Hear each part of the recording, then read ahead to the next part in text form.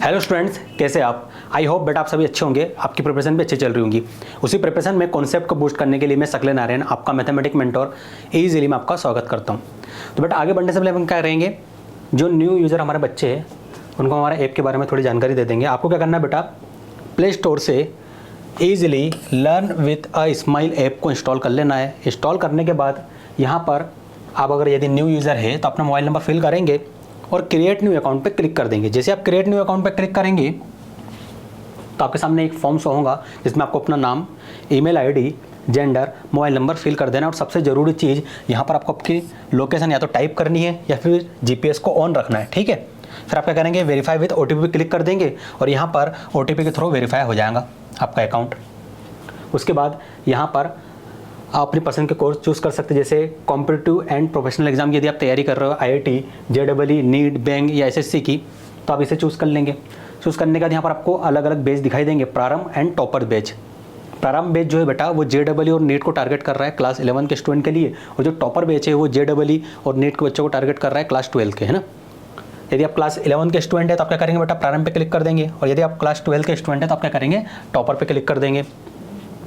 अब जैसे आपने क्या करा, प्रारंभ पे क्लिक करा तो यहाँ पर ऑप्शन आया क्लास 11 का, तो यहाँ पर आप क्या कर देंगे, इसे मार्क कर देंगे और नेक्स्ट पे क्लिक कर देंगे। जैसे आप नेक्स्ट पे क्लिक करेंगे तो यदि आप जेईई के स्टूडेंट है तो यहाँ पर physics, chemistry and mathematics subjects होंगे, और आप यदि नीट के स्टूडेंट है तो physics, chemistry and biology subject आपको यहाँ पर शो होंगे।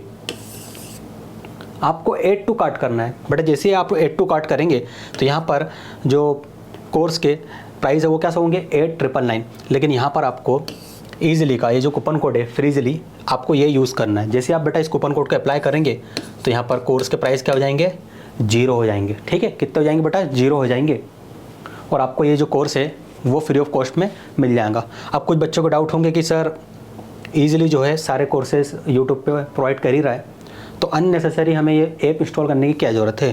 तो देखिए बेटा यहाँ पर कुछ ऐसे फीचर है जो हम यूट्यूब पे प्रोवाइड नहीं कर सकते। जैसे टेस्ट वाला सेक्शन हो गया, टेस्ट आपको सेक्शन मिलेगा, डाउट सेक्शन यहाँ पर मिल जाएगा आपको, माय कोर्सेज और लाइव क्लासेस, और ऐसे कई फीचर है जो हमारे ऐप में है जिन्हें हम यूट्यूब पे तो प्रोवाइड कर नहीं सकते।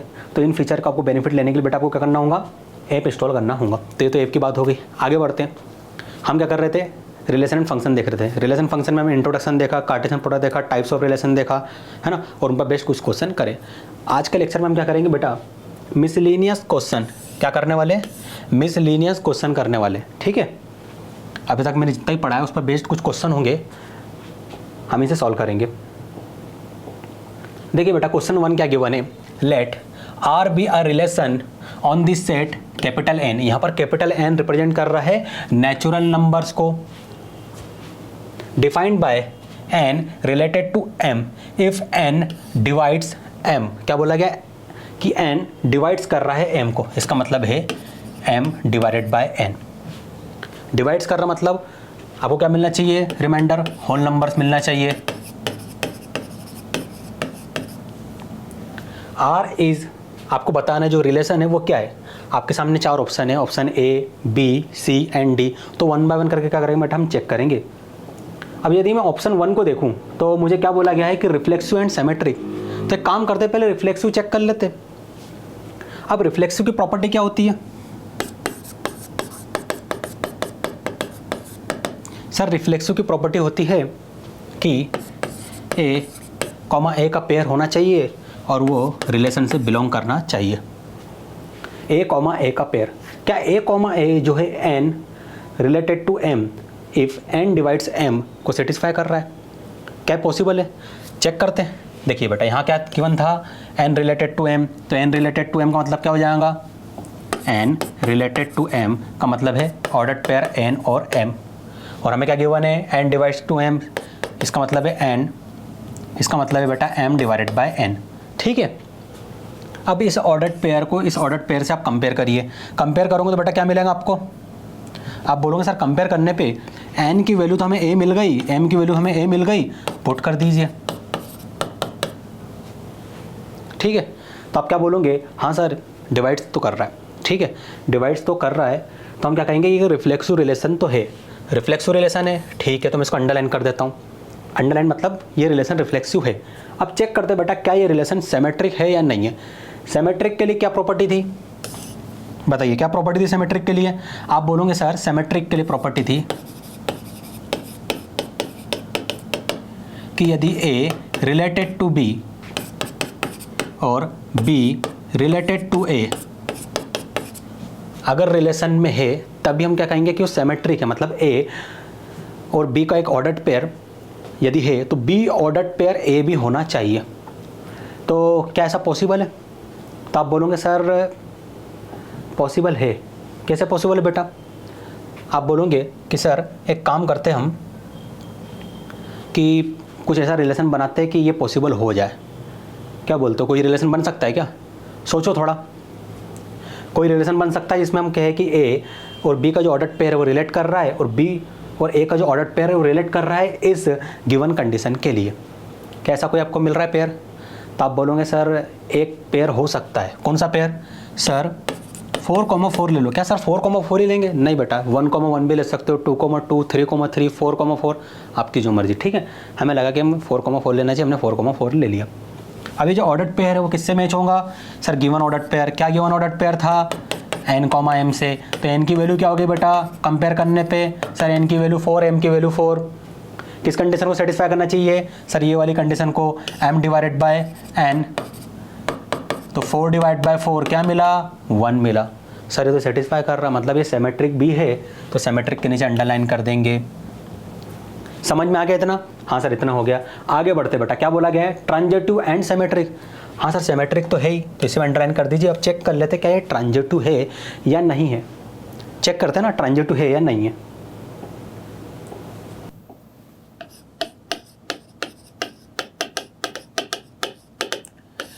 ट्रांजिटिव के लिए क्या प्रॉपर्टी थी बताइए? मैंने आपको बताया था ना ट्रांजिटिव के लिए क्या होता है।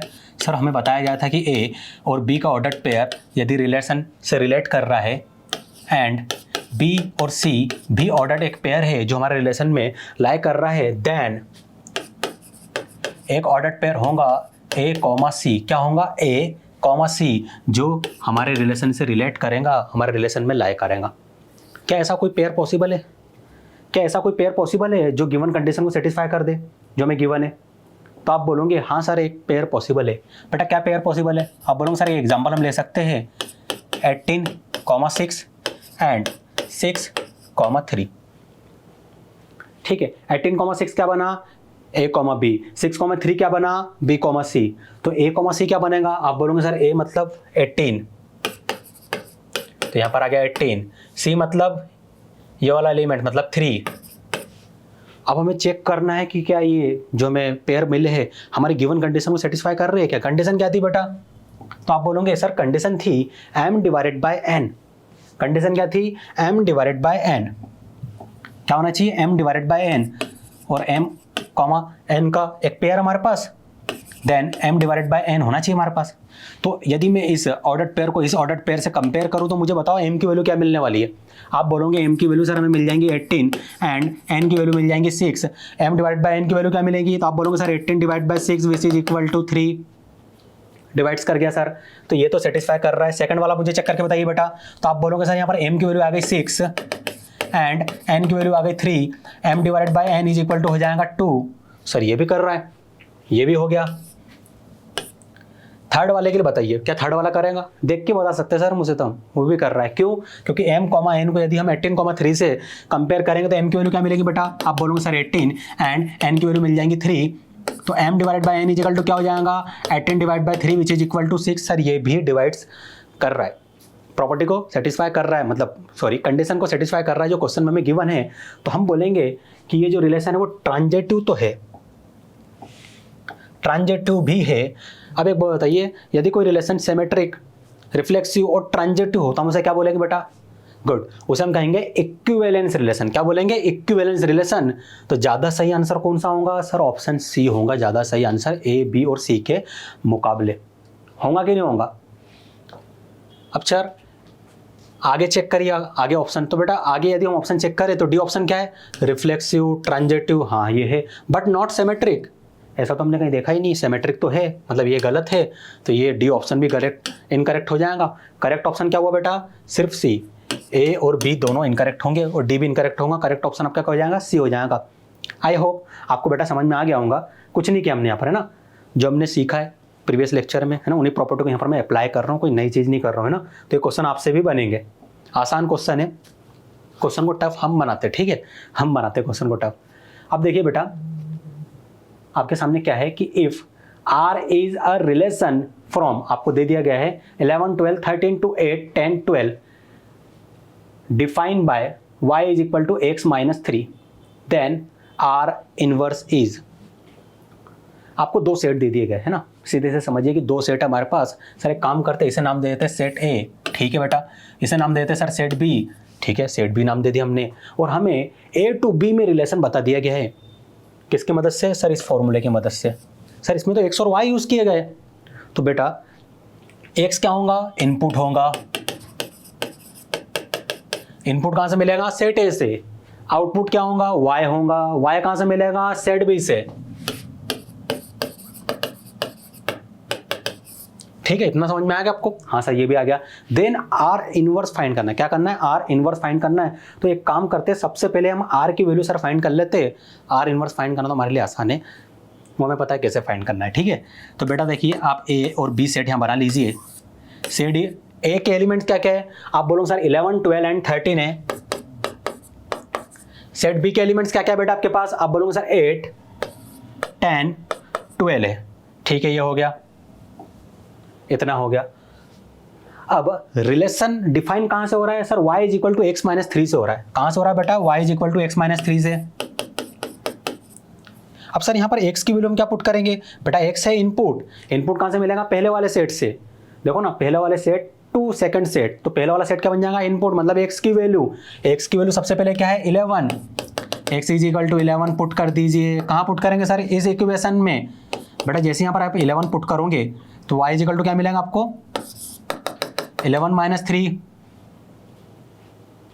क्या हो जाएगा बेटा ये, सर ये तो 8 हो जाएगा। 8 होगा कि नहीं होगा, तो 11 करस्पॉन्डिंग इमेज क्या मिली सर, 8 मिली, तो 11 के करस्पॉन्डिंग 8 पे हमने क्या कर दिया, मैपिंग कर दिया। सर इतना हो गया। अब देखिए बेटा आगे, अब क्या करें सर, सेकंड वैल्यू पुट करो। x इज इक्वल टू क्या पुट करोगे आप, 12 पुट करोगे। जैसे बेटा आप x इक्वल टू 12 पुट करोगे तो y इक्वल टू क्या मिलेगा सर, 12 माइनस 3। 12 माइनस 3 क्या होगा सर, ये तो 9 होगा, होगा कि नहीं होगा 9, हाँ सर 9 होगा। अब x इज इक्वल टू 12 का करस्पॉन्डिंग इमेज क्या मिल रही है, 9, 12 यहाँ है, इमेज कहीं मिल रही है क्या, यहाँ पर कहीं 9 अवेलेबल है, नहीं है अवेलेबल, तो मैपिंग होगी नहीं होगी, ठीक है, इतना हो गया। अब मुझे बताइए, अब मैं क्या पुट करूँ, आप बोलोगे sir x is equal to 13 put कर दीजिए, ठीक है बेटा हम 13 पुट कर देते हैं। जैसे x इज इक्वल टू आप बेटा 13 पुट करोगे, y इज इक्वल टू क्या बन जाएगा, आप बोलोगे सर 13 माइनस 3 बन जाएगा, विच इज इक्वल टू 10। हुआ कि नहीं हुआ 10, हाँ सर हुआ 10, मतलब 13 के corresponding x equal to 13 corresponding image क्या मिल रही है 10, तो 13 किसको मैप करेगा, 10 को। मैपिंग हुई कि नहीं हुई, हाँ सर मैपिंग हो गई। तो रिलेशन क्या बना, रिजल्टेंट रिलेशन क्या बना, आप बोलोगे सर रिजल्टेंट रिलेशन बना, क्या बना रिजल्टेंट रिलेशन, 11 8 के साथ मैपिंग कर रहा है, तो सर 11 का 8 के साथ एक पेयर बना दीजिए, ठीक है बेटा बना दिया। और सर 13 10 के साथ एक पेयर बनाएगा, बना दीजिए बेटा। इसको हम करली ब्रेसेस से रिप्रेजेंट करेंगे क्योंकि ये सेट को रिप्रेजेंट कर रहा है, ठीक है हो गया। लेकिन सर क्वेश्चन में तो आर इनवर्स पूछा गया था, अब क्या करें, आर इनवर्स की प्रॉपर्टी बताई है मैंने आपको, क्या होता है आर इनवर्स में, जल्दी बताइए। आर इनवर्स में क्या करते हैं हम, गुड, आर इनवर्स में हम क्या करते हैं सर, जो ऑर्डर्ड पेयर है ए बी, यदि हमारे पास ऑर्डर्ड पेयर ए बी है तो ए को बी से और बी को ए से रिप्लेस कर देंगे। तो सेम प्रॉपर्टी यहाँ लगाएंगे, 11 की जगह 8 आ जाएगा और 8 की जगह क्या आ जाएगा 11 आ जाएगा, तो यहाँ पर हो जाएगा 8,11, यहाँ पर 10 की जगह 13 की जगह 10 आ जाएगा बेटा, और इस 10 की जगह क्या आ जाएगा 13,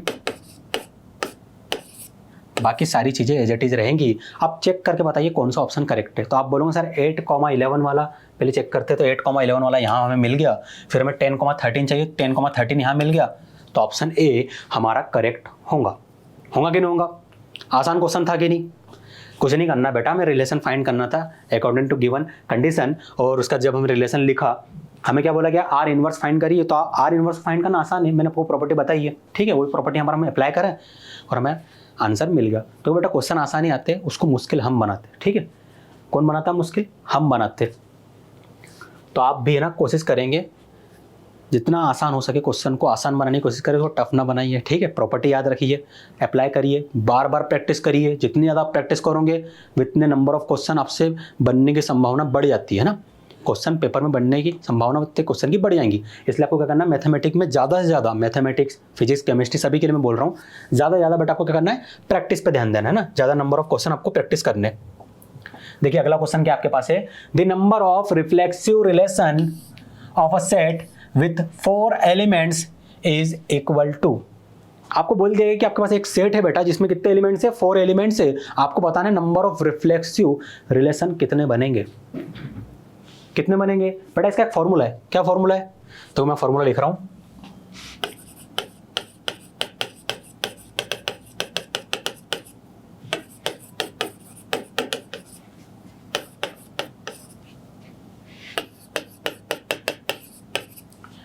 इसकी वैल्यू होती है 2 पावर n के इक्वल। क्या होती है, 2 पावर n के इक्वल, वेयर n क्या है, number of elements in set.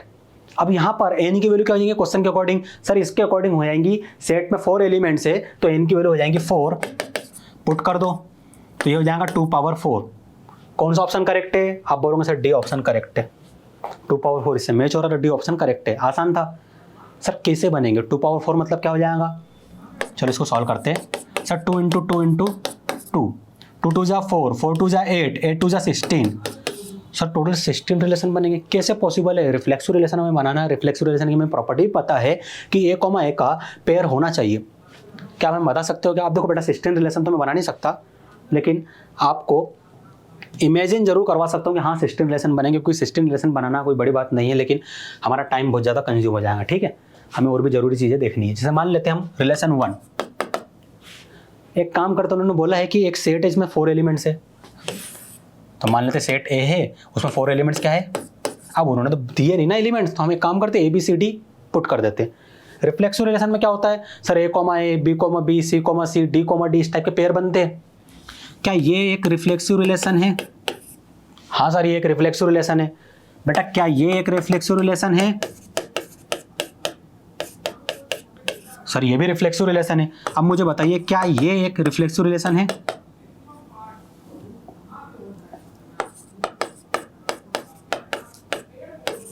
क्या ये एक रिफ्लेक्सिव रिलेशन है, बताइए। हाँ सर ये रिफ्लेक्सिव रिलेशन है कि नहीं है, हाँ सर ये है। ऐसे कितने रिलेशन बनेंगे, टोटल 16 बनेंगे। तो आपको फॉर्मूले की मदद से आपको पता चल जाएगा टोटल कितने रिलेशन मिलने वाले। तो इसे आप बनाते जाओगे तो R1 R2 R3 R4 R5 up to R16 तक बनेंगे। आई होप बेटा इतना जो मैंने आपको समझाया है ना, आपको समझ में आ गया होगा। उसके बाद भी यदि आपको कोई डाउट रह जाता है तो कमेंट सेक्शन में आप हमसे पूछ सकते हो, ठीक है। देखिए बेटा क्वेश्चन 4 आपके सामने, अभी तक हमने टोटल 3 क्वेश्चन सॉल्व कर ली है।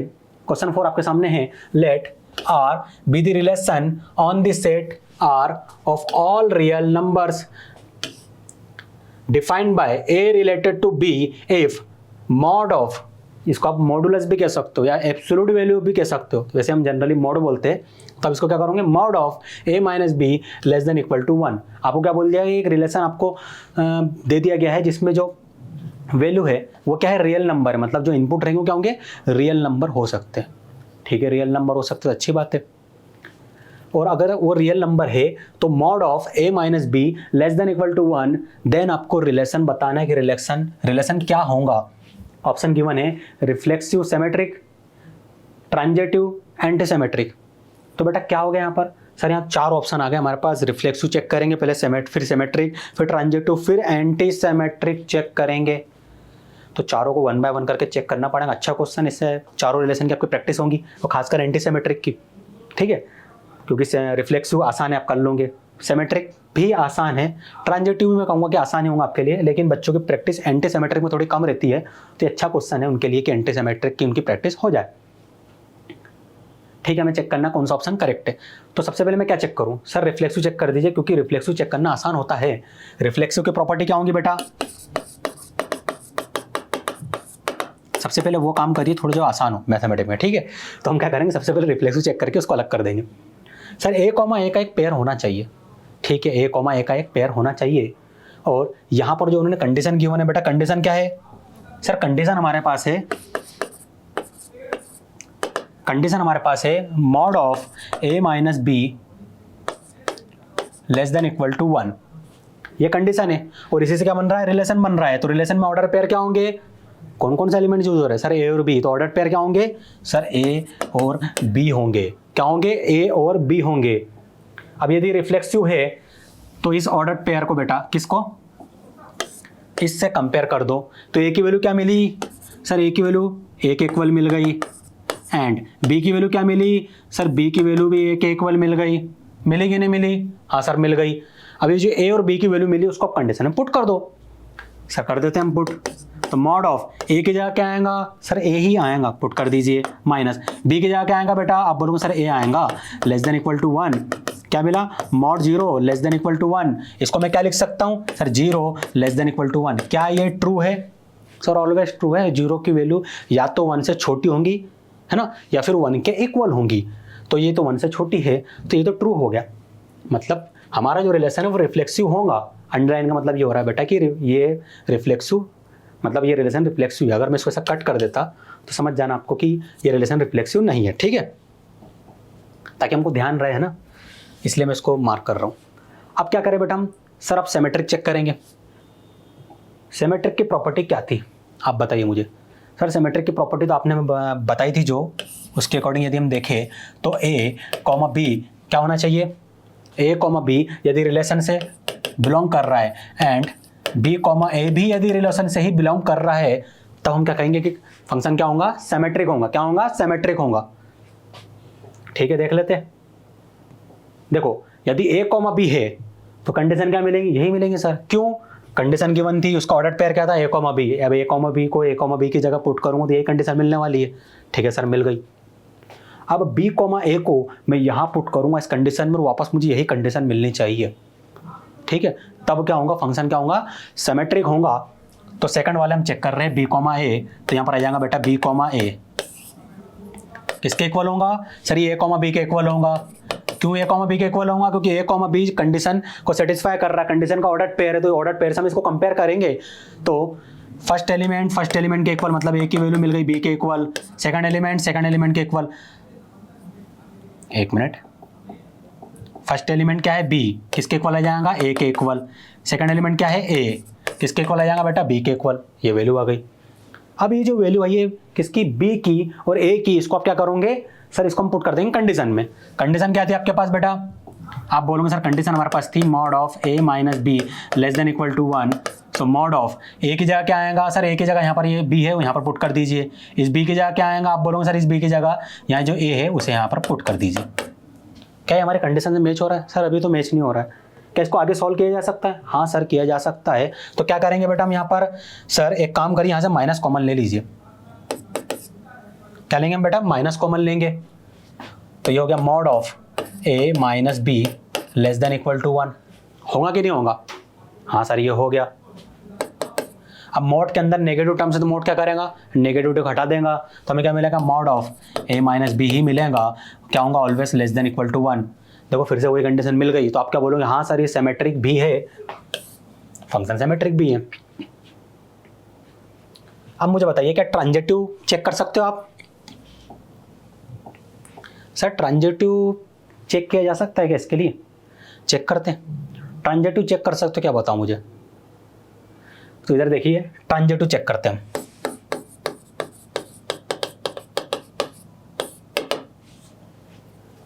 ट्रांजिटिव की कंडीशन क्या थी सर, ट्रांजिटिव कंडीशन थी ए कॉमा बी यदि रिलेशन से बिलोंग कर रहा है, and B comma A, sorry B comma C आएगा ना बेटा, बी कॉमा सी भी यदि रिलेशन से बिलोंग कर रहा है, देन एक ऑर्डर्ड पेयर ए कॉमा सी भी होना चाहिए जो रिलेशन से रिलेट करे।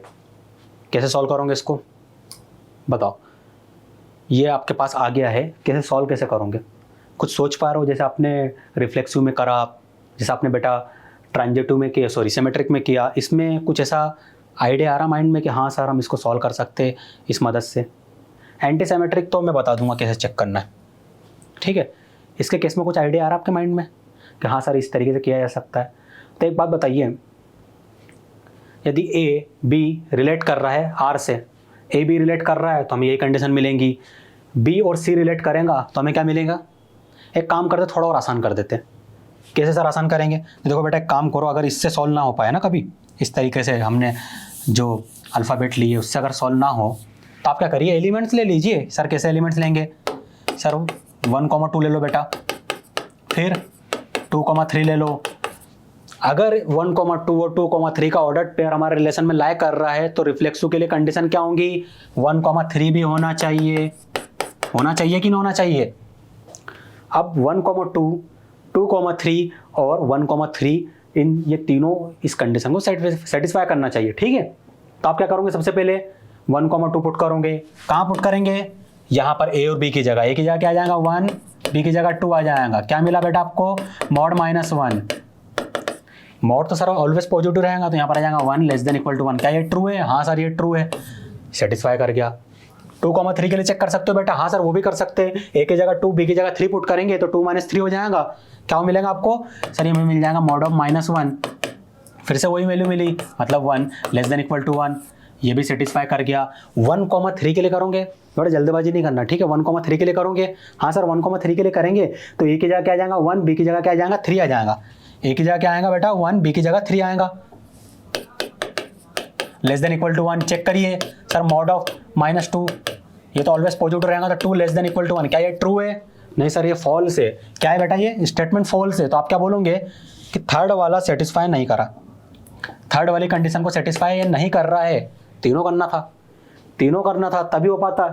तो क्या बोलोगे आप? सर ये ट्रांजिटिव नहीं है, काट दीजिए इसको, ट्रांजिटिव नहीं है। आप क्या करें सर? एक ही बच्चा है anti symmetric. Anti symmetric but अच्छा है। देखो एंटी सिमेट्रिक में थोड़े से कॉन्सेप्ट लगने वाले हैं, मतलब आसान ही है, लेकिन आप लोग मुझे पता है प्रैक्टिस नहीं करते हो एंटी सिमेट्रिक की, इसलिए आज थोड़ी प्रैक्टिस हो जाए, है ना, इसलिए मैं इस पर क्वेश्चन लेकर आया हूँ। देखिए एंटी सिमेट्रिक के लिए कंडीशन क्या बताई थी बेटा मैंने आपको? सर आपने कंडीशन बताई थी ए कॉमा बी यदि रिलेशन से रिलेट कर रहा है एंड बी कॉमा ए भी रिलेशन से रिलेट कर रहा है, दैट मीन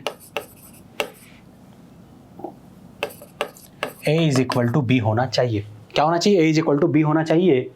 चेक करते, क्या चेक करें बेटा हम? कैसे चेक करें? सर ए बी की जगह हम क्या लें? एक काम करो ना बेटा,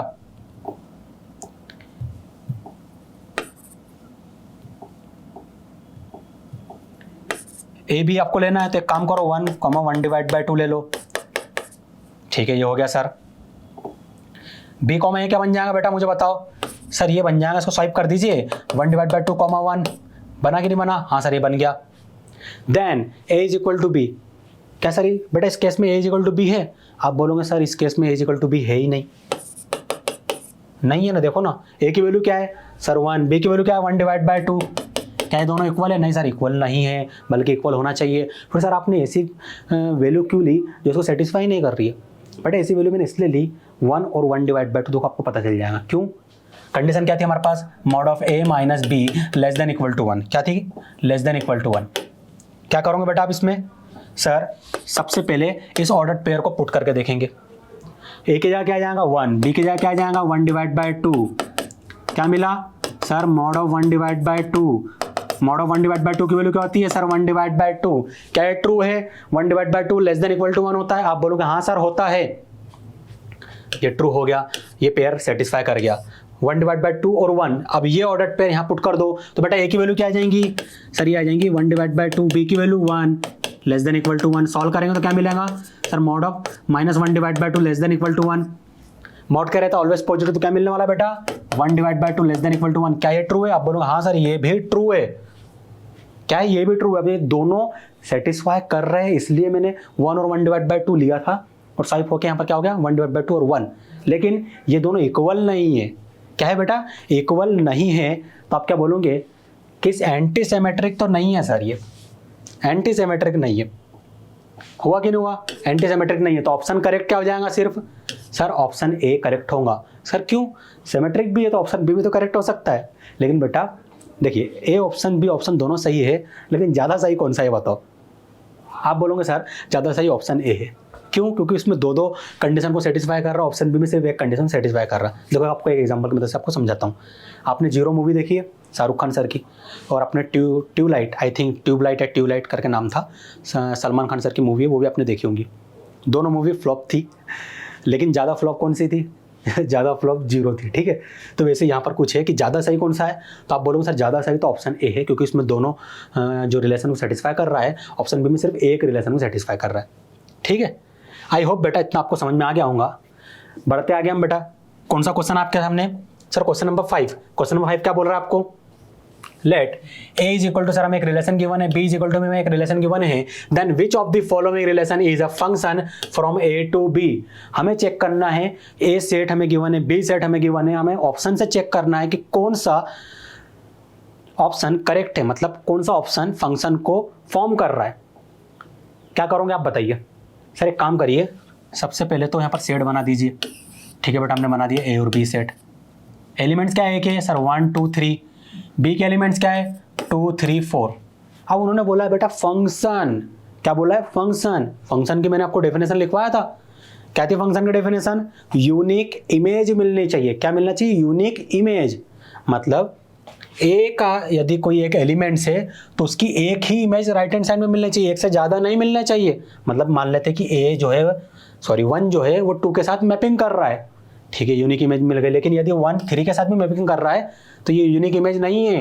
एक की 2 इमेज मिल गई, क्या मिल गई? 2 और 3, यूनिक इमेज नहीं है। तो आप क्या बोलोगे? 1 क्या है?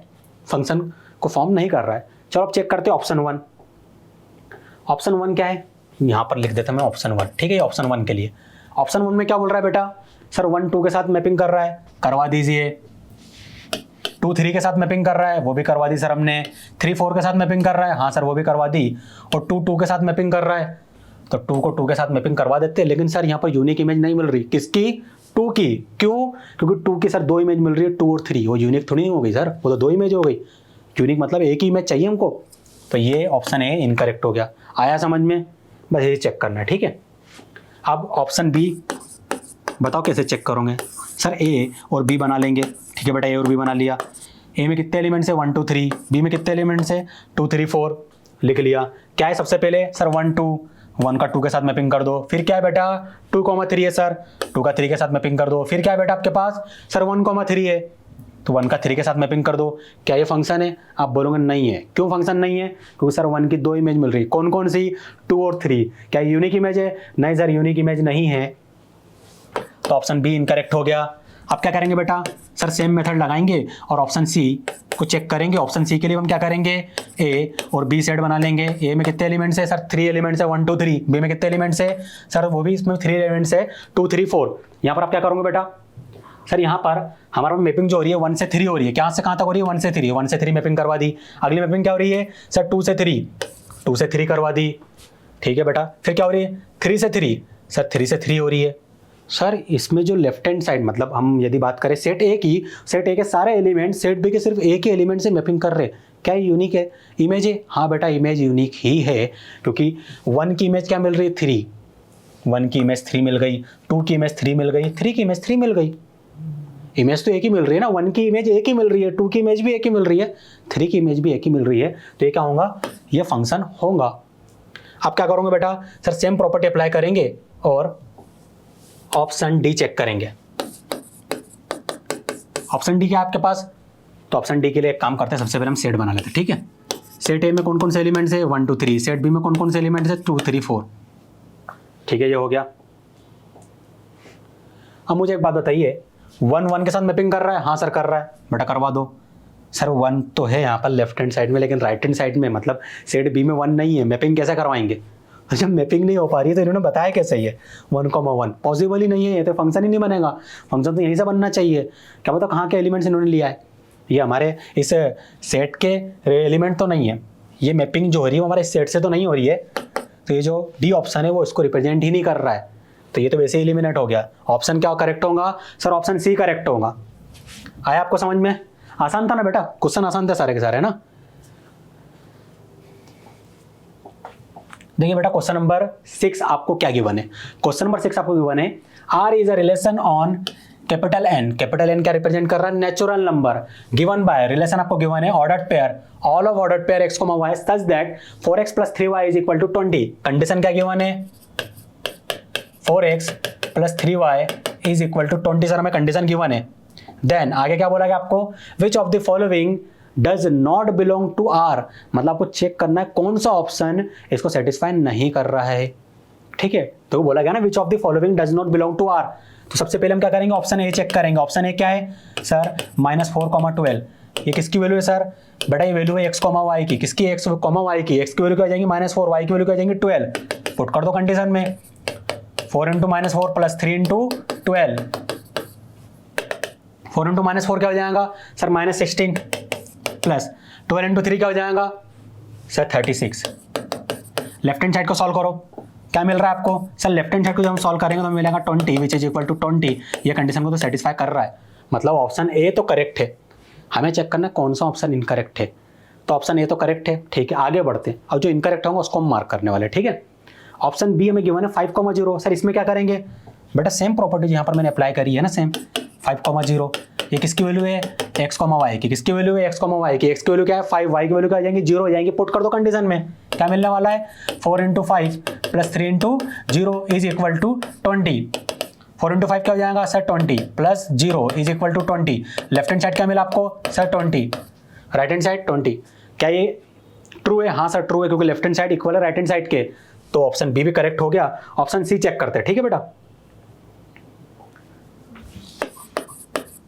ऑप्शन सी में आपको क्या गिवन है सर, ऑर्डर्ड पेयर हमें गिवन है 3, 4, किसके इक्वल होंगे बेटा ये सर x, y के इक्वल होंगे, x की वैल्यू क्या होंगी 3, y की वैल्यू क्या होंगी 4, इसको कहाँ पुट करेंगे 4x + 3y is equal to 20 में, पुट कर दीजिए जल्दी, 4 × 3 प्लस 3 × 4 इज इक्वल टू 20, 4 × 3 क्या मिलेगा सर 12 मिलने वाला है हमें, ठीक है बेटा।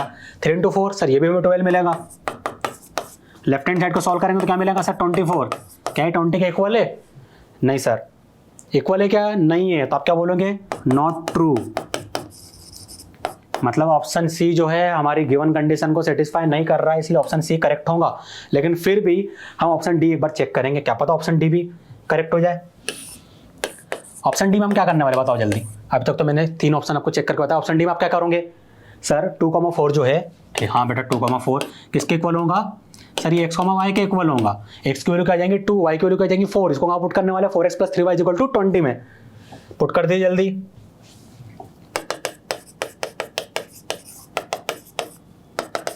x की वैल्यू क्या है 2, y की वैल्यू क्या है 4, क्या मिला 8 + 12, लेफ्ट हैंड साइड को सॉल्व करो, क्या मिलेगा 8 + 12 क्या मिलने वाला है sir 20 which is equal to 20, ये तो ट्रू हो गया, कंडीशन सेटिस्फाई कर रहा, मतलब ऑप्शन डी भी हमारा करेक्ट है। इनकरेक्ट कौन सा है ऑप्शन सी, हमसे पूछा गया था which of the following does not belong to R, कौन सा ऑर्डर्ड पेयर जो रिलेशन से बिलोंग नहीं कर रहा है, तो सर ऑप्शन सी जो रिलेशन से बिलोंग नहीं कर रहा है, इसलिए हम ऑप्शन सी को करेक्ट करेंगे। आई होप बेटा समझ में आ गया होगा, आसान था क्वेश्चन ये ना। ये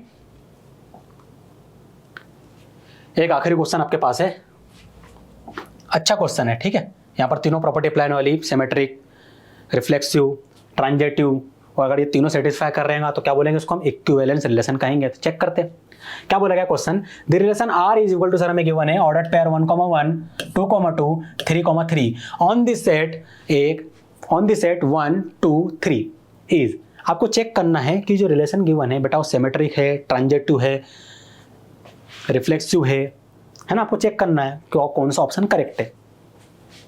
तो क्या करेंगे सर, सबसे पहले रिफ्लेक्सिव के लिए चेक करेंगे। रिफ्लेक्सिव के रिलेशन क्या था सर, a, a होना चाहिए, ठीक है बेटा a, a होना चाहिए। तो सबसे पहले a की वैल्यू क्या हो जाएंगी सर, a की वैल्यू हो जाएंगी 1, तो a, a क्या बन जाएगा 1, 1 है, हाँ सर है। फिर a की वैल्यू क्या हो जाएंगे 2, तो क्या बनने वाला है पर 2, 2 है, हाँ सर है। फिर a की वैल्यू क्या हो जाएंगी बेटा सर 3 हो जाएंगी, क्या 3, आप बोलोगे हाँ सर वो भी है।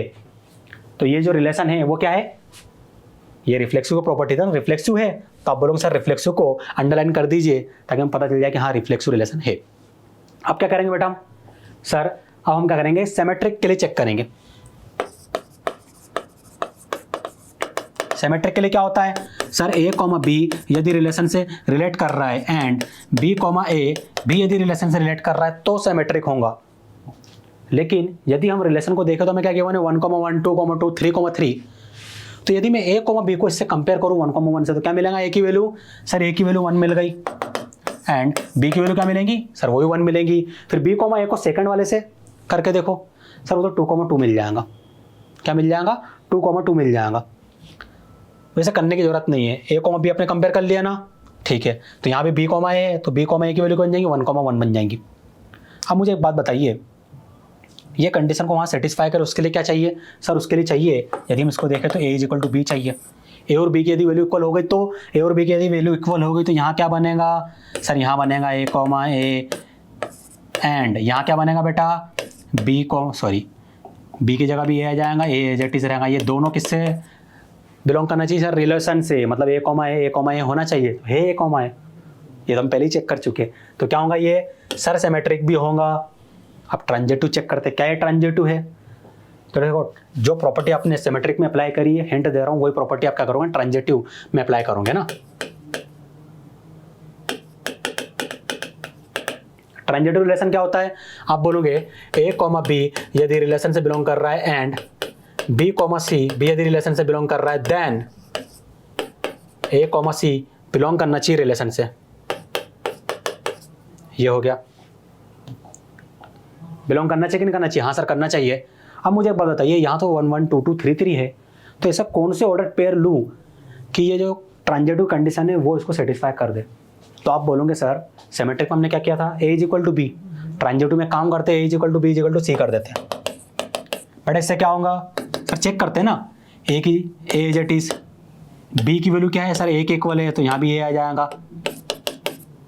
आगे पुट करो, बी की वैल्यू किसके इक्वल है सर, ये ए के इक्वल है, तो बेटा यहाँ भी ए आ जाएगा। सी की वैल्यू किसके इक्वल है सर, ये भी ए के इक्वल है, तो यहाँ भी ए आ जाएगा। अब यहाँ ही पुट कर दो सर, यहाँ ए एज इट इज है और हम सी देख चुके, सी भी ए के इक्वल है, ये आ जाएगा। ए कॉमा ए, घूम फिर के बात क्या हो रही है, ए कॉमा ए रिलेट करना चाहिए रिलेशन से, क्या ए कॉमा ए, हाँ सर ए कॉमा है, ए कॉमा ए है, ठीक है। तो आप क्या बोलोगे सर ये जो है वो ट्रांजिटिव भी है। अब यदि सिमेट्रिक, ट्रांजिटिव, रिफ्लेक्सिव तीनों रिलेशन हमारे क्वेश्चन को सेटिस्फाई करो तो आप क्या बोलोगे, इक्विवेलेंस रिलेशन बनने वाला है। कौन सा, इक्विवेलेंस रिलेशन। तो कौन सा ऑप्शन करेक्ट हो जाएगा बेटा सर, ऑप्शन सी करेक्ट होगा। कौन सा ऑप्शन करेक्ट होगा बेटा, ऑप्शन सी करेक्ट होगा। ठीक है, आज के लिए इतना ही काफ़ी है। आई होप जितने मैंने आपको क्वेश्चन करवाए आपके कॉन्सेप्ट क्लियर होंगे। क्लासरूम में जो मैंने आपको कॉन्सेप्ट पढ़ाया था उससे रिलेटेड और हमने क्वेश्चन देख लिए, तो बेटा आपको मैं उम्मीद करता हूँ समझ में आया होगा, है ना। उसके बाद भी यदि आपका कोई डाउट रह जाता है तो कमेंट सेक्शन में आप क्या करोगे, लिख दोगे मैं ना, ठीक है। तो उस डाउट को हम क्या क्लियर करने के लिए एक अलग से वीडियो आपको बना के प्रोवाइड कर देंगे, ठीक है। बेटा आज के लिए इतना ही काफ़ी है। एक कहानी सुनना चाहोगे, चलो ठीक है कहानी सुनाता हूँ मैं आपको, है ना। ऑस्ट्रिया, ऑस्ट्रिया आपको पता है एक नेशन है। ऑस्ट्रिया में एक शहर है वियना, वियना में एक वीरान किला है, बहुत वीरान किला है ना। उसका नाम क्या है, faith of women, faith of women उस किले का नाम है। अब उस किले की कहानी पता है क्या आपको बेटा, किले की कहानी ये है कि एक समय में एक राजा ने उस किले पे आक्रमण किया और वो राजा लगभग जीत ही गया था। तो जो किले की सेना थी उन्होंने एक शर्त रखी कि हम आपके सामने सरेंडर कर देंगे, आत्मसमर्पण कर देंगे, बस एक हमारी शर्त है। उन्होंने बोला क्या शर्त है, तो उन्होंने बोले कि इस किले की जो महिला है वो अपनी सबसे प्रिय चीज़ को ले जाना चाहती है इस किले से।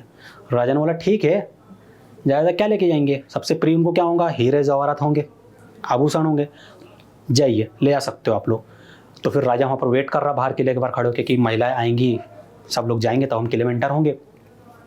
महिलाएं आई तो राजा महिलाओं को देख के आश्चर्यचकित हो गया, क्योंकि महिलाओं के पास हीरे जवाहरात आभूषण नहीं थे। महिलाओं के साथ उनका परिवार था, है ना, उनके पति, बेटे और वो सैनिक थे जो युद्ध में घायल हो गए। तो राजा ये सब चीज़ें देख के ना बहुत आश्चर्यचकित हुआ। तो देखिए बेटा, जनरली क्या होता है, समाज की मानसिकता क्या बनी हुई है कि महिलाओं का क्या होता है, सबसे ज़्यादा प्रिय आभूषण होते हैं, गहने होते हैं, लेकिन ऐसा नहीं होता, ठीक है। जब इमरजेंसी की सिचुएशन रही है ना, तब महिलाओं के लिए सबसे ज़्यादा प्रिय उनका परिवार होता है। ये हमने इस कहानी में देखा है, तभी उस किले का नाम फेथ ऑफ वीमेन रख दिया गया। तो इस कहानी से यही सीख आपको लेनी चाहिए कि हमको हमारी सोच बदलनी होगी, ठीक है। आपको मुझे सोच बदलिए, अच्छी बात है। अगर आपकी किसी सोच नहीं है और जिन लोगों की किसी सोच है उनका भी आप विरोध करिए, है ना। तो बेटा आज के लिए इतना ही काफ़ी है ना। मिलते हैं नेक्स्ट लेक्चर में। Thank you.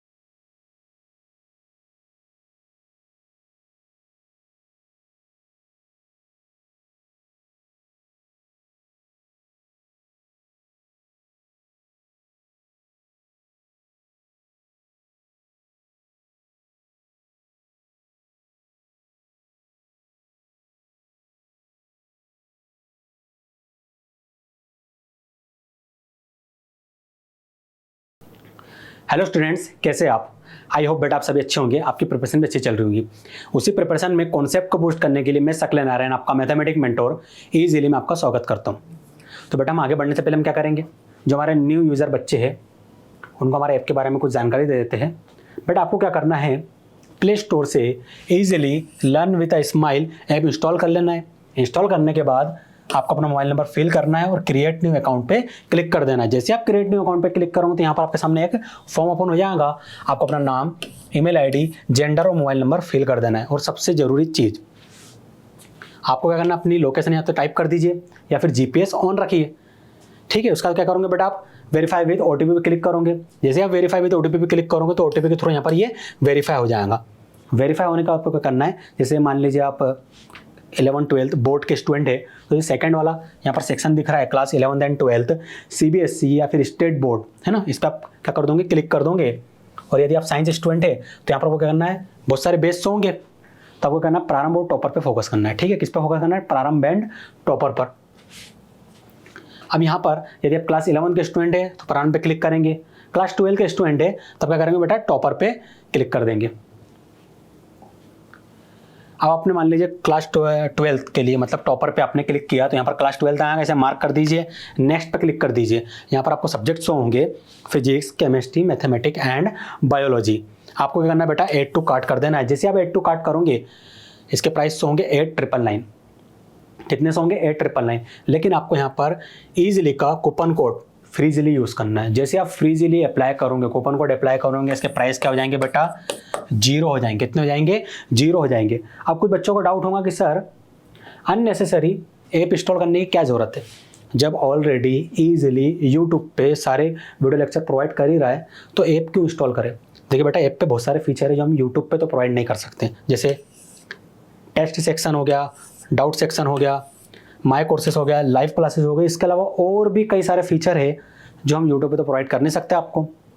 तो इसके लिए आप क्या करिए, हमारा ऐप इंस्टॉल करिए ना। इसके अलावा और भी फीचर है और वो सारे फीचर तो आप जब ऐप इंस्टॉल करोगे तभी पता चलेगा आपको।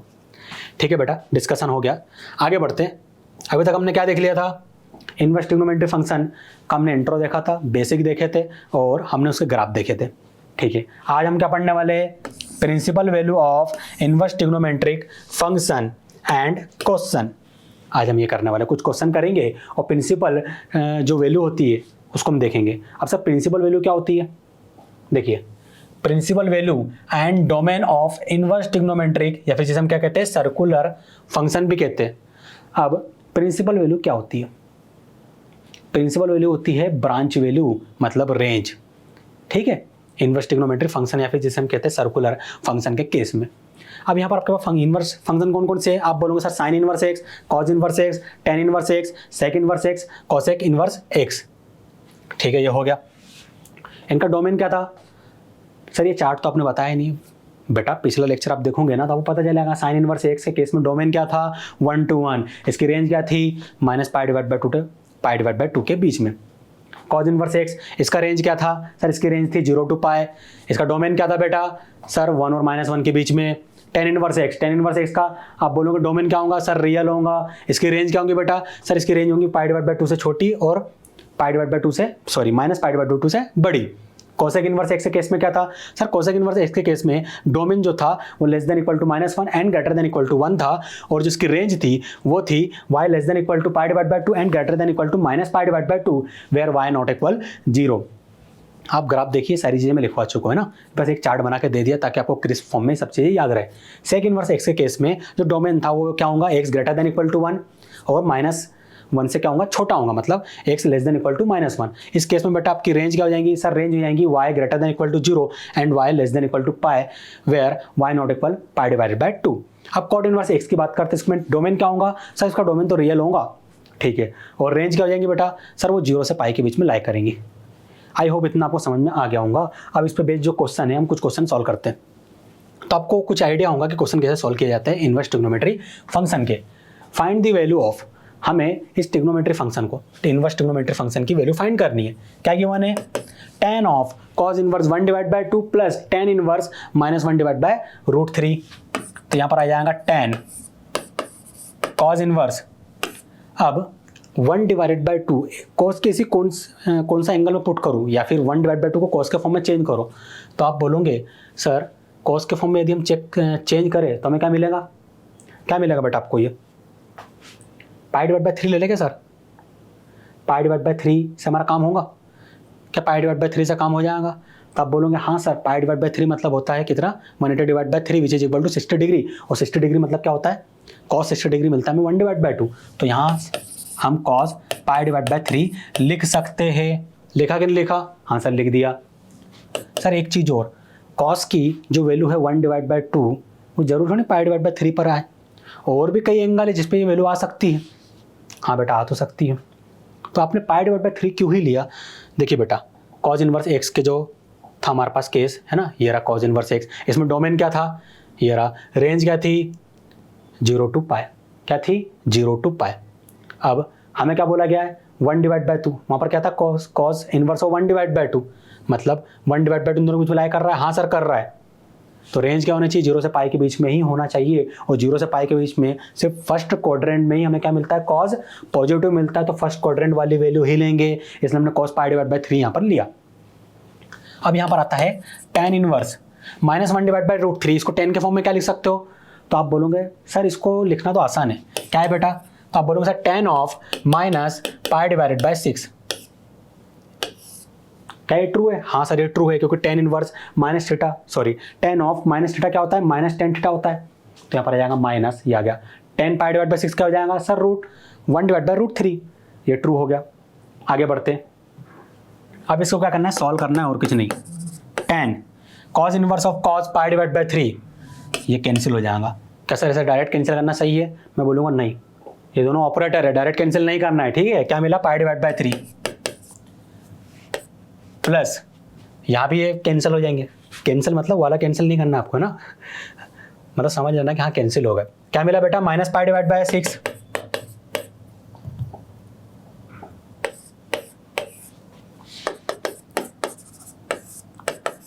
पाई डिवाइड बाई 3 जैसे ब्रैकेट ओपन करोगे पाई डिवाइड बाई 6 मिल जाएगा हमें, ये हो गया। अब एक काम करते हैं, tan पाई डिवाइड बाई 3 के न्यूमरेटर डिनोमिनेटर दोनों को 2 से मल्टीप्लाई कर दो, सही है 2 पाई डिवाइड बाई 6 हो जाएगा।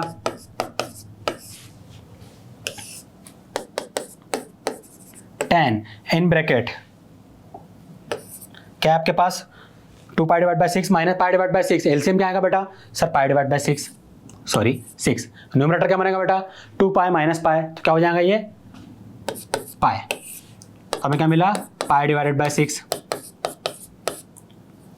तो इसकी जो भी वैल्यू होंगी 10 पाई डिवाइड बाई 6, मुझे पता है आप लोगों को पता है वैल्यू क्या होती है, ये आपका होमवर्क है, यहाँ पर वैल्यू लिख दो, वो फाइनल आंसर है ना।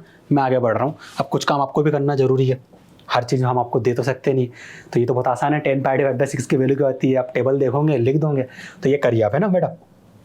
आगे बढ़ते हैं, find the value of cause inverse minus √3 divide by 2 plus pi divided by 6। क्या करेंगे इसमें हम, सर सबसे पहले तो सॉल्यूशन लिख दीजिए और इसी क्वेश्चन को थोड़ा सिंप्लीफाई करने की कोशिश करते हैं। क्या कर सकते हैं हम, cause inverse minus √3 divided by 2, इसको आप क्या कर सकते हो, तो आप बोलोगे कि सर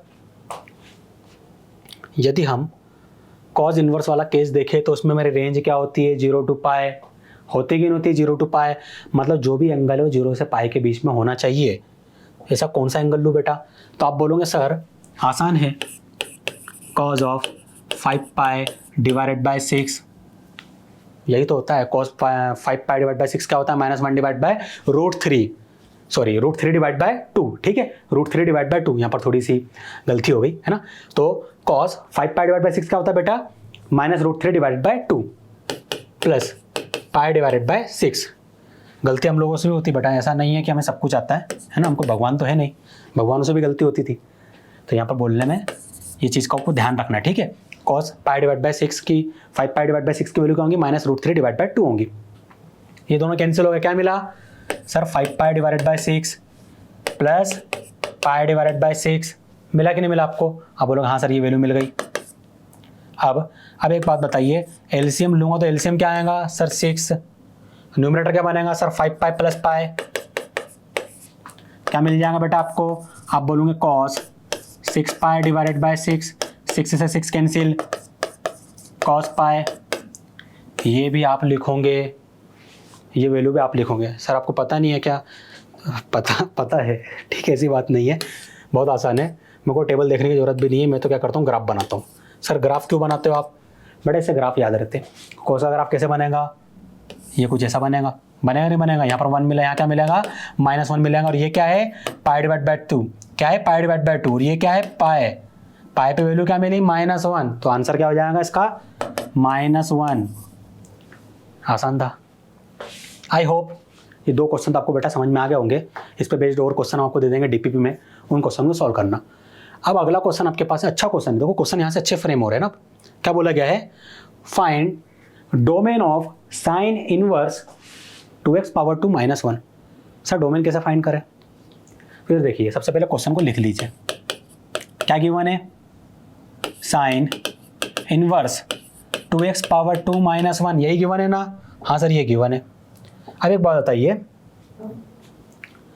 यहां देखते हैं हमें ना टेबल को, साइन इनवर्स x। एक काम करता हूं, x को मैं थीटा मान लेता हूं, तो क्या बन जाएगा? ये sine inverse theta. Sine inverse theta बन गया सर, ये बन गया साइन इनवर्स थीटा। हमने x को थीटा माना था, तो यहाँ x क्या क्या जाएगा? थीटा जाएगा। तो ये थीटा क्या होगा? <= 1 >= 1। नई प्रॉपर्टी हमने लिख दी। साइन इनवर्स थीटा में थीटा क्या होता है? 1 और -1 के बीच में लाया करता है।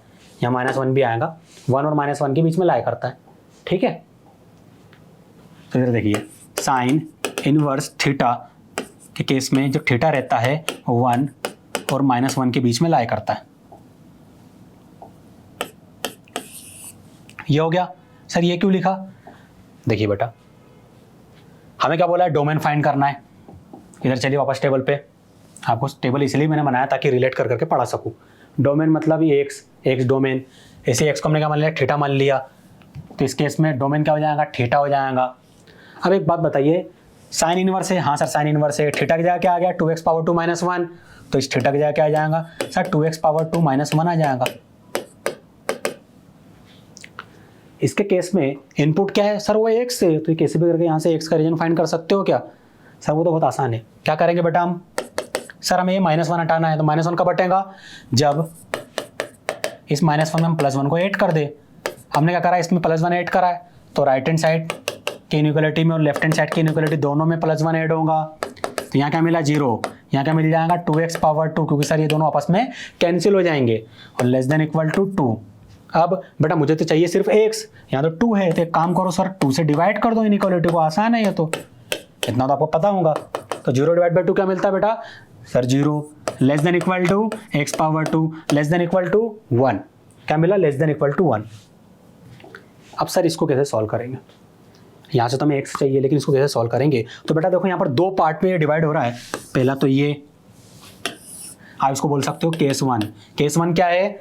x⁻2 > 0। सर ये तो ऑलवेज ट्रू है।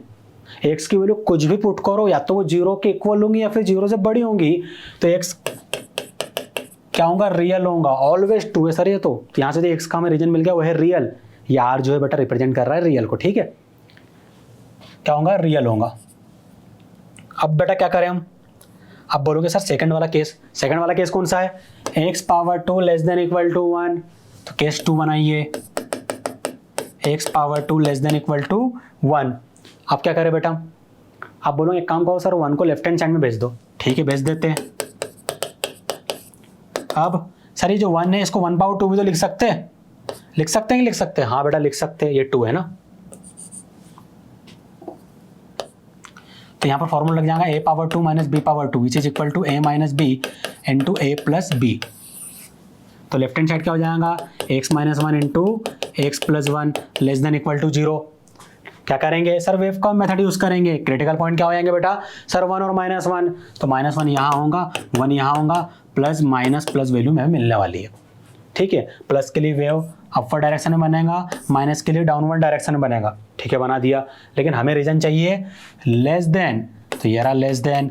सर इक्वल भी है, मतलब क्रिटिकल पॉइंट को इंक्लूड करना है। तो x कहाँ से कहाँ तक मिला सर? -1 से 1। इस केस में x कहाँ से कहाँ तक मिला? क्लोज इंटरवल -1 से 1। क्लोज क्यों लगाया? क्योंकि बेटा फील्ड इन सर्कल है, तो एक्स की दो वैल्यू मिली, एक्स बिलोंग करेगा रियल से और एक्स बिलोंग करेगा क्लोज इंटरवल -1 से 1। सर फाइनल आंसर क्या होगा? यहाँ दो आंसर आ गए, ठीक है फाइनल आंसर भी देखते। तो हमारा दो आंसर है। केस 1 से आंसर क्या आया सर? रियल नंबर मतलब माइनस इन्फानाइट से प्लस इन्फानाइट। केस 2 से आंसर क्या आया? -1 to 1, तो -1 to 1, ये आ गया आंसर। अब एक बात बताइए, ऐसा कौन सा रीजन है, अगर यदि इसमें मैं देखूँ इन दोनों केस में, है ना, ऐसा कौन सा रीजन है जो दोनों कंडीशन सेटिस्फाई करा? तो आप बोलोगे सर यदि हम रियल को आंसर घोषित कर देते हैं तो वो सिर्फ पहले वाले केस को सेटिस्फाई करेगा और कुछ इंटरवल के लिए इसको सेटिस्फाई करेगा, क्योंकि यहाँ पर भी वो आ रहा है बीच में, ये दोनों रीजन मैच हो रहे हैं ना यहाँ पर, तो यहाँ आ रहा है, लेकिन वो हमेशा इसको सेटिस्फाई तो नहीं करेगा। लेकिन यदि हम -1 से 1 के बीच में लेते हैं तो इस रीजन में केस 2 तो सेटिस्फाई हो ही रहा है, केस 1 भी हो रहा है, तो आप क्या बोलोगे कि x बिलोंग करेगा क्लोज इंटरवल -1 से 1, ये हमारा आंसर होगा। समझ में आया? तो डोमेन क्या हो जाएगा बेटा? क्लोज इंटरवल -1 से 1, क्या हो जाएगा? क्लोज इंटरवल -1 से 1। तो आई होप आपको ये समझ में आ गया होगा डोमेन कैसे फाइंड करते हैं। एक और इस टाइप का क्वेश्चन, हाँ एक और इस टाइप का क्वेश्चन है हमारे पास, इसको सॉल्व करते हैं। ये क्वेश्चन थोड़ा और अच्छा है ना, क्योंकि इसमें सेक इनवर्स एक्स आ गया।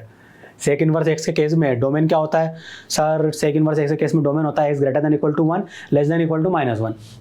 सेम प्रॉपर्टी लगा देंगे। देखिए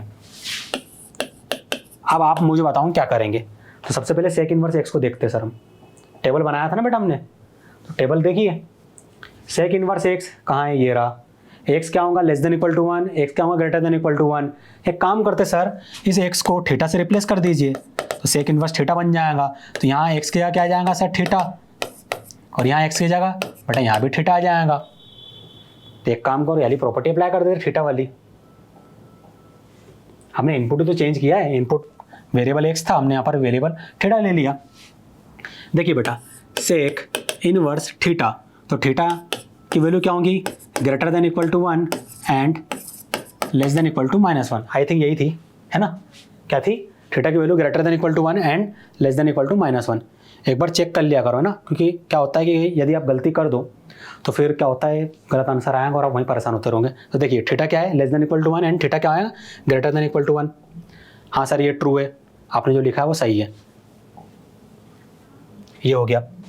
अब सर आपने थीटा क्यों ले रहे हो? तो बेटा देखो सेक इनवर्स एक्स हमें गिवन था, अब यहाँ भी तो एक्स गिवन है, आप कंफ्यूज ना हो इसलिए मैं क्या कर रहा है, एक्स को थीटा से रिप्लेस कर दिया। अब क्या करेंगे हम? तो ये देखिए बेटा सेक इनवर्स, हाँ सर सेक इनवर्स थीटा की जगह क्या है? x power 2 plus x, sorry x power 2 plus 3x plus 1। तो यहाँ थीटा की जगह क्या आ जाएगा sir? x power 2 plus 3x plus 1 greater than equal to 1 and यहाँ क्या आ जाएगा थीटा की जगह sir? x power 2 plus 3x plus 1 less than equal to -1। बन गए दो केस, सॉल्व कर सकते हो? हाँ सर कर सकते। सबसे पहला कौन सा करें सर? सबसे पहले इसे करते हैं। फिर देखिए 1 से 1 cancel, so x power 2 plus 3x greater than equal to 0 मिला। यहाँ पर क्या करोगे सर? x कॉमन ले लेंगे, क्या मिलेगा? x plus 3 greater than equal to 0। वेवकॉम मेथड यूज़ करेंगे, क्रिटिकल पॉइंट क्या मिलेंगे? आप बोलोगे सर 0 और -3, सो -3 यहाँ होगा, 0 यहाँ होगा और यहाँ मिलेगा प्लस माइनस प्लस। वेवकॉम मेथड आपको आती होंगी बेटा, ये हो गया। अब क्या करें सर? हमें बोला गया है ग्रेटर देन रीजन, तो सबसे पहले तो प्लस के लिए अपवर्ड डायरेक्शन बनेगा और माइनस के लिए हमारा वेव जो है वो डाउनवर्ड डायरेक्शन बनेगा, ये हमने बना दिया।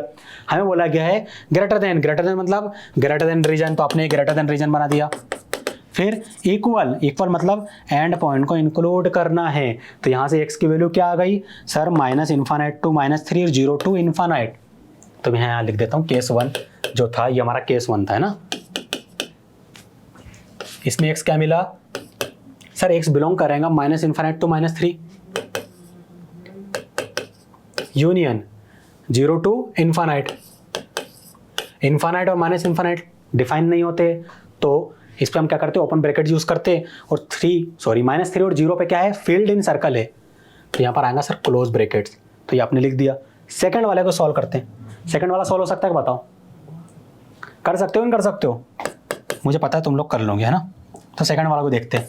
x power 2 plus 3x plus 1 as it is -1 को बेटा लेफ्ट हैंड साइड में शिफ्ट कर दो, इसको अरेंज करके लिखो। +1 प्लस 1 क्या हो जाएगा सर? +2 हो जाएगा।